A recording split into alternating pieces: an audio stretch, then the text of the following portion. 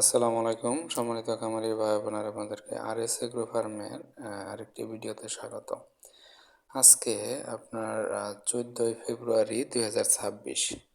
আজকের বাজার কিন্তু মোটামুটি আজ না, গতকাল থেকে কিন্তু বাজার মোটামুটি ব্রয়লার বাজারে, বিশেষ করে অন্য সকল বাজার নিয়ে আমি যেহেতু পর্যালোচনা করি না বা কেনাবেচা করি না, ওইটা সম্পর্কে আমার তেমন একটা ধারণা নাই। তো ব্রয়লার বাজারটা কিন্তু গতকাল থেকে মোটামুটি কিন্তু মানে একদম আগুনের মতো বাজার বাড়া। নির্বাচনের 2 দিন আগে বাজার অনেক কম ছিল, আপনার 30 টাকায় কেনাবেচা হয়েছে গাড়িতে। তারপরের দিন কেনাবেচা হয়েছে 40 টাকা।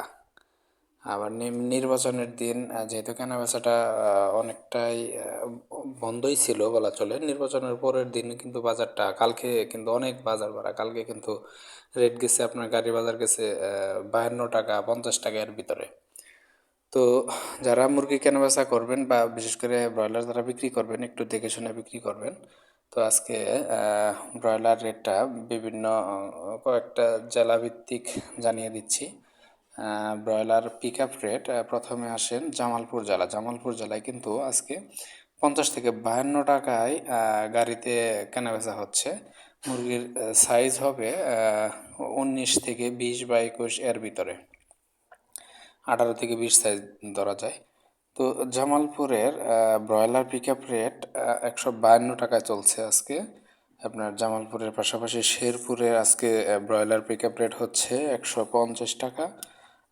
তার পাশে আপনার ময়মনসিংহের আজকের পিক আপ রেট হচ্ছে 154 টাকা। ময়মনসিংহের আজকে ব্রয়লার পিক আপ রেট হচ্ছে 154 টাকা।